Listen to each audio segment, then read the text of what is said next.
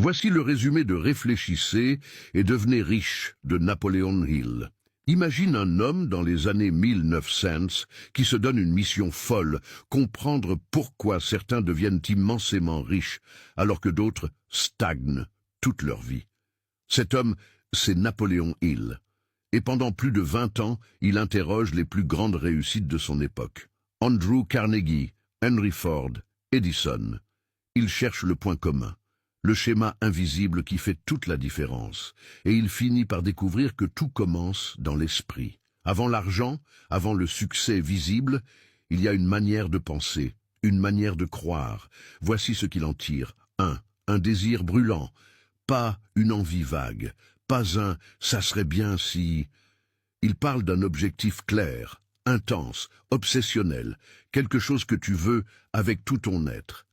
Il faut savoir ce que tu veux, quand tu le veux, combien tu veux, et ce que tu es prêt à faire pour l'obtenir. 2.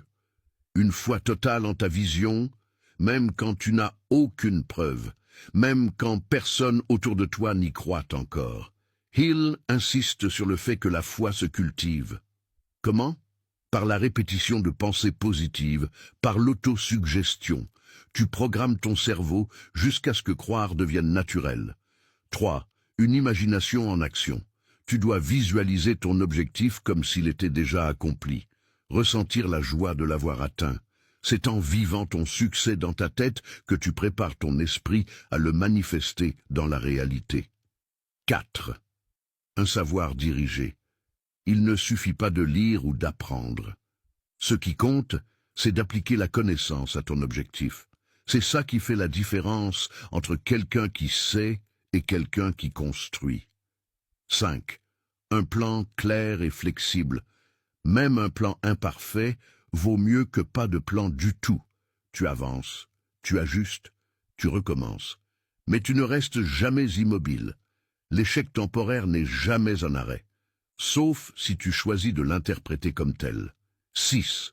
Un entourage puissant, le mastermind. Tu ne peux pas grandir seul. Il insiste, entoure-toi de personnes qui partagent ta vision ou te challenge, des esprits différents du tien mais alignés sur l'objectif de croissance. 7. Une persévérance inébranlable.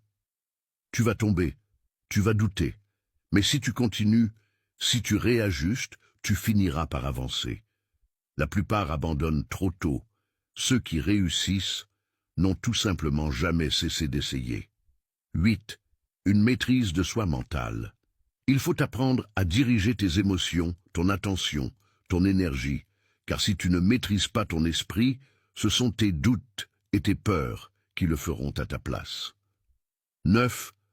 Une gestion consciente de la peur. Hill identifie 6 grandes peurs. La peur de la pauvreté, de la critique, de la maladie, de la perte d'un être cher, de la vieillesse et de la mort. Tant qu'elles dominent ton esprit, elles freinent ton avancée. Il faut les nommer, les affronter, les dépasser. Ce livre ne parle pas que d'argent. Il parle de pouvoir intérieur, de discipline mentale, de vision personnelle. Il t'apprend que ce que tu nourris dans ton esprit finit toujours par se refléter dans ta vie. Alors je te pose la question, quel est le rêve que tu n'as jamais osé formuler à voix haute? Celui que tu repousses parce qu'il te fait peur, parce qu'il te paraît trop grand, et si tu décidais de commencer aujourd'hui, un pas à la fois.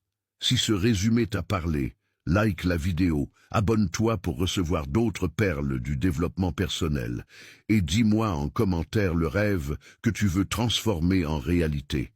Parce que réfléchir, c'est bien, mais réfléchir avec foi, avec plan, avec persévérance, c'est là que commence la richesse.